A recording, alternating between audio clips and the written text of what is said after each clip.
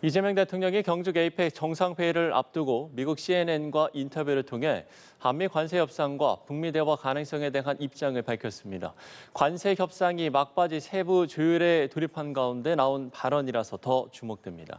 민정훈 국립외교원 교수와 함께 자세히 살펴보도록 하겠습니다. 교수님 안녕하십니까? 예, 안녕하세요. 네.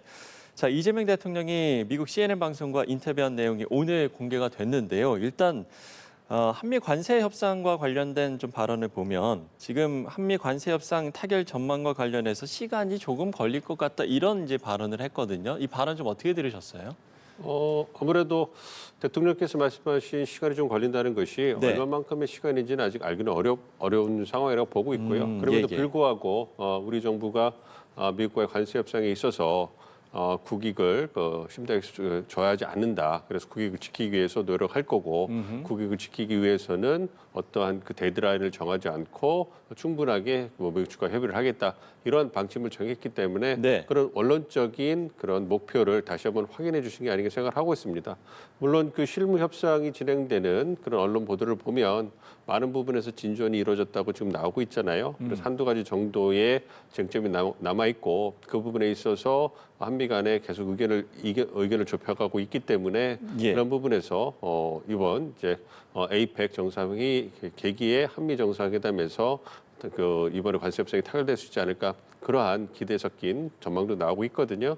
그런 걸 고려해 본다면 아무래도 협상의 진전이 많이 있을 텐데 그럼에도 불구하고 대통령께서 우리가 갖고 있는 협상의 목표를 다시 한번 확인해 주심으로 해가지고 그걸 통해서 협상단에게 예. 또 보다 국익에 시간에 구애되지 말고 국익을 담보할 수 있는 협상을 해달라 이러한 부분을 이제 확인해 주셨기 때문에 다시 한번 힘을 실어주시는 것이 아닌가 그렇게 생각하고 있습니다. 예.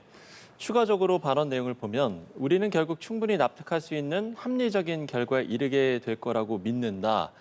그러니까 시간이 걸리더라도 말씀을 해주신 대로 국익을 줘야하는 관세 합의안은 절대 이제 수용 불가 입장을 고수하고 있는 것 같은데, 그럼 이제 기간을 정하지 않았기 때문에 에이펙 정상회의 이후에도 이 한미 관세 협상이 계속될 수도 있다 이렇게도 보시는 건가요?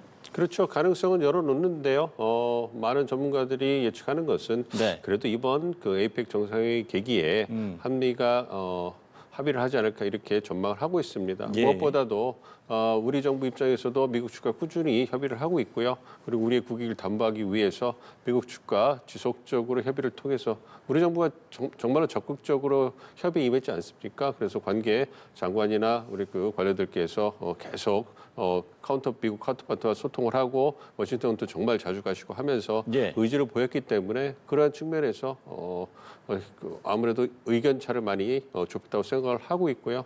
그런 걸 고려해 본다면 아무래도 이번 에이펙 계기에 그 합의될 가능성이 높긴 합니다만 다시 말씀드린 것처럼 이제 아직까지 실무 협상에서 논의가 이제 그 마무리 단계에 있는데 예. 그것이 또 트럼프 대통령 책상에 갔을 때 어떠한 피드백이 올지를 알기가 어렵기 때문에 그러한 부분을 다 고려해서 충분하게 어떤 그런 그 협상의 공간을 마련하는 것으로 보고 있습니다. 그러나 저는 예. 개인적으로는 이번에 에이펙 계기로 해서 한미 간의 협상이 타결되지 않을까 이렇게 전망을 하고 있습니다. 그렇군요.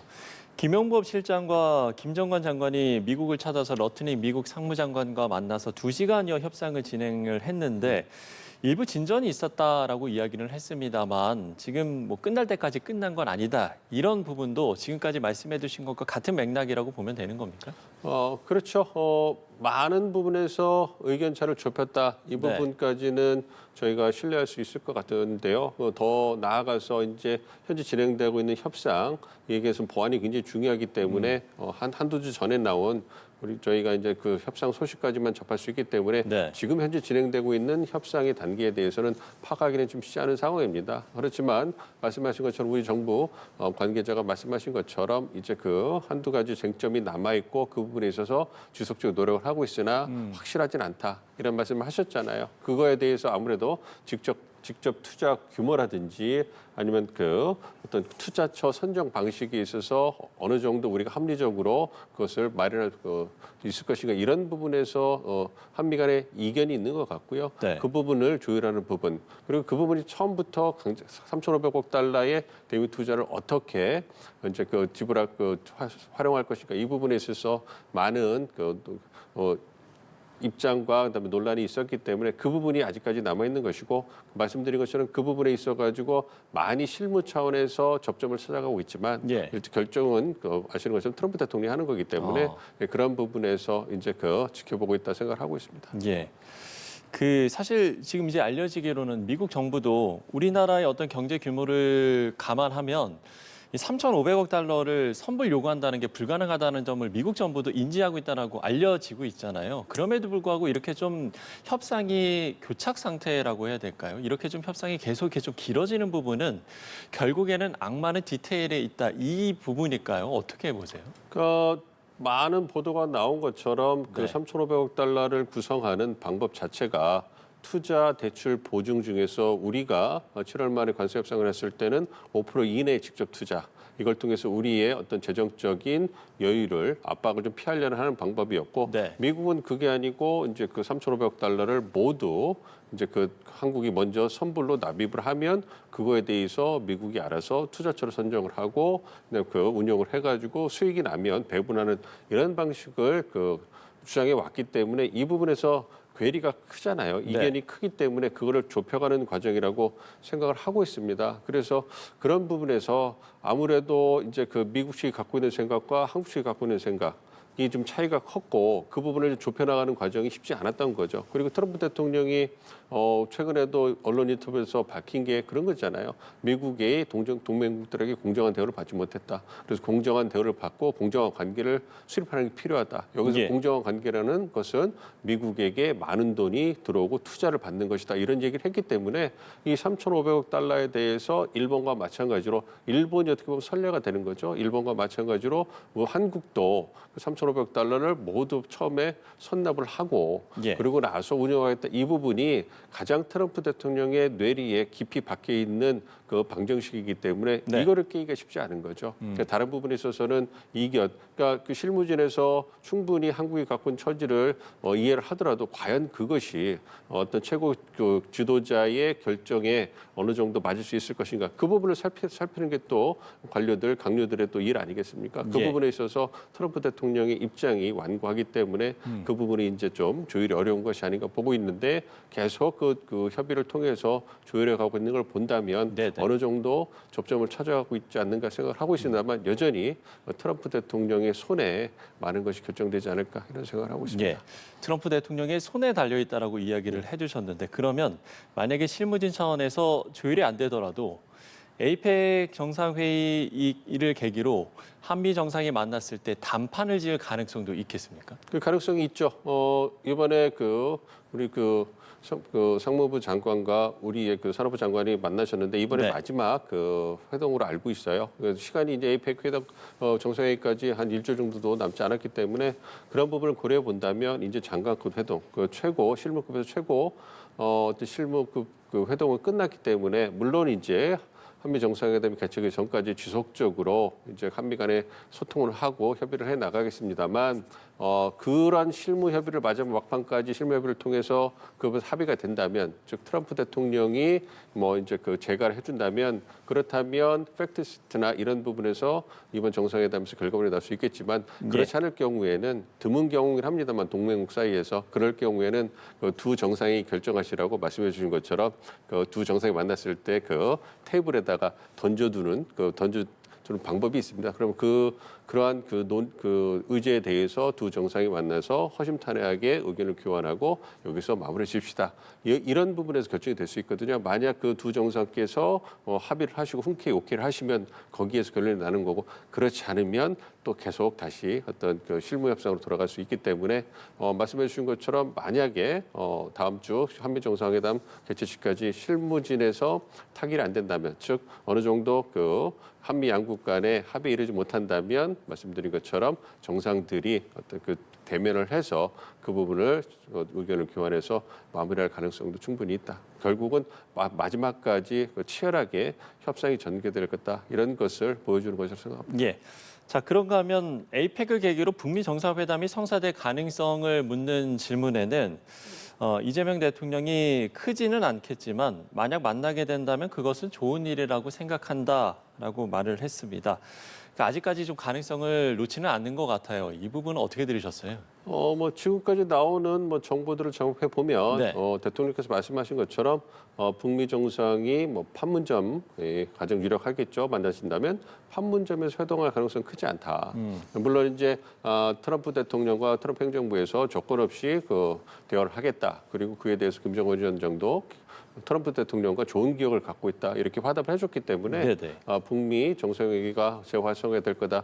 이런 전망에는 굉장히 신빙성이 실립니다만 그럼 언제 만나실 거냐 이 부분에 있어서 에이펙이 기획이 되지 않을까 했는데 예. 그 부분에 있어서는 아무래도 북미 간의 실무 접촉이 그렇게 활발하게 이루어지는 것 같지는 않습니다. 뭐 그런 부분을 고려해 본다면 아무래도 정상 간의 회동이기 때문에 어떤 그 많은 실무 준비가 되지 않았기 때문에 그런 부분에서는 좀 그 가능성이 희박하다 보고 있습니다만 그럼에도 불구하고 가능성이 남아 있다면 네. 북한 김정은 위원장이 전격적으로 만나겠다 그렇게 결정을 하고서 판문점으로 내려오는 그런 가능성이거든요. 네. 그 부분이 이제 남아 있는 거고 그 부분을 고려해서 트럼프 대통령도 어느 정도 일정을 조율해 놓지 않았나 이렇게 생각을 하고 있습니다. 그런 어떤 가능성이 남아 있기 때문에 우리 대통령께서 희박하지만 만나면 좋겠다. 그리고 북미 정상이 만나셔서 이제 물꼬를 트고 그 다음에 이제 본격적으로 이제 그 대화의 장으로 협상의 장으로 갔으면 좋겠다. 그리고 그 과정에서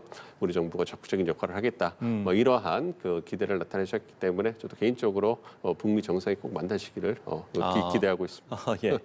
또 인상적인 발언이 트럼프 대통령이 세계 평화를 이루길 원한다고 생각한다라고 이야기를 하면서 피스메이커 역할 재언급을 했거든요. 이 부분도 좀 인상적이었던 것 같은데요. 그렇습니다. 그러니까 우리 정부에서 피스메이커, 페이스메이커 역할로는 이제 부각시키고 있잖아요. 네네. 그것은 현재 우리나라가 처해 있는 남북미 삼국 협력의 어떤 그 현실을 보여주는 거거든요.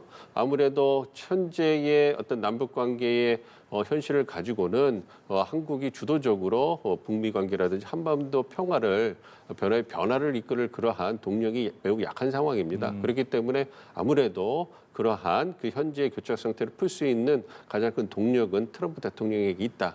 예. 그리고 트럼프 대통령이 김정은 위원장과의 관계가 돈독하기 때문에 그러한 우호적인 관계를 바탕으로 해가지고 정치적 결단을 내려준다면 그리고 적극적으로 움직여준다면 그러면 북미 관계가 개선이 되고 그리고 남북 관계 거기 따라가고 한반도 평화를 위한 움직임을 진전시켜 나갈 수 있다. 이러한 그 생각이 있다고 생각하고 있습니다. 그렇기 때문에 과거와는 다르게 이제 한국이 운전석에 앉는 것이 아니고 뒤에서 트럼프 대통령 운전석에 앉고 그걸 도와주는 형태로 가야 되기 때문에 그런 측면에서 트럼프 대통령의 역할을 피스메이커라는 그러한 그 명칭을 통해 가지고 이제 이렇게 독려하고 있는 것이고요. 그렇기 때문에 현재로서는 트럼프 대통령이 어떠한 결단을 내려주는가 그리고 그러한 결단에 김정은 위원장이 얼마만큼 호응하는가 이 부분이 관건이라고 생각하고 있습니다. 예.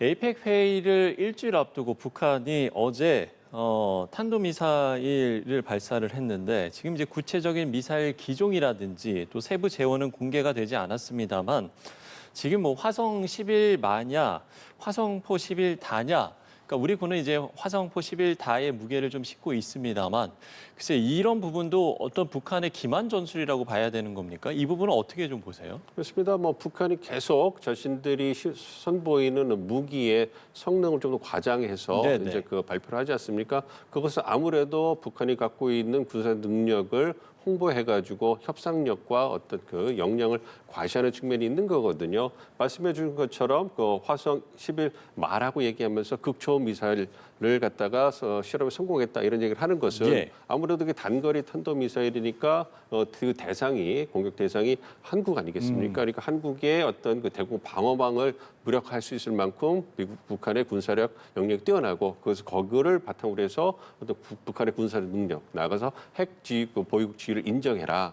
뭐 이러한 그러한 그 의도도 갖고 있는 거라고 생각하고 있고요. 그만큼 최근에 그 중국의 그 열병식 그다음에 북한의 열병식을 통해 가지고 북중동 협력의 가능성을 높였고 그러면 그 중국과 러시아와 함께 북한이 어떤 그 삼국이 나란히 서는 지도자의 모습을 보여준다면 그러면 북한의 군사력도 어느 정도 버금가는 그러한 것을 보여줘야 되기 때문에 그러한 측면에서 이거는 좀 더 과장해가지고 북한이 갖고 있는 무기의 성능을 어떤 홍보한 것이 아닌가 좀 생각을 하고 있습니다. 그리고 예. 그럼에도 불구하고 이제 아무래도 단거리 탄소 미사일을 쐈기 때문에 이제 에이펙 정상회의 이전에 이제 어떤 북한의 존재감을 좀 부각시키고 그리고 어떤 북미 협상 가능성이 그걸 대비해서 보다 역량, 어떤 협상력을 제고하라는 그런 의도가 아닌가 이렇게 생각하고 있습니다. 예, 눈에 띄는 건 김정은 위원장이 시험 발사에 참관하지 않은 것으로 지금 보이면서 이 배경에 좀 관심이 쏠리거든요. 이건 어떤 이유에서라고 보시는지요? 미국을 의식한 거라고 생각하고 있습니다. 그리고 아. 중국을 의식한 걸 수도 있고요. 네네. 왜냐하면 이제 다음 주에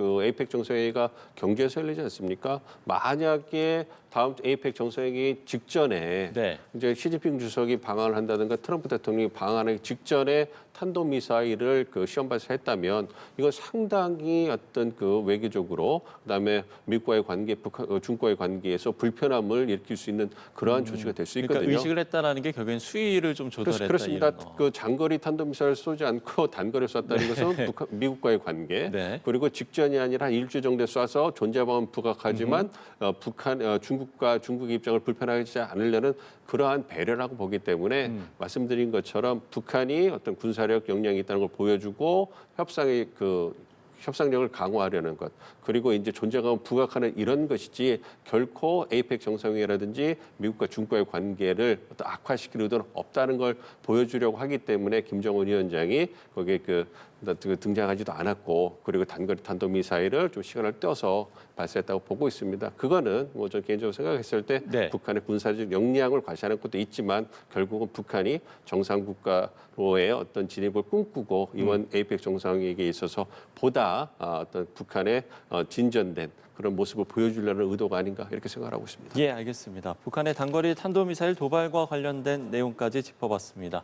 민정훈 국립외교원 교수와 함께 이야기 나눠봤습니다. 교수님 오늘 말씀 고맙습니다.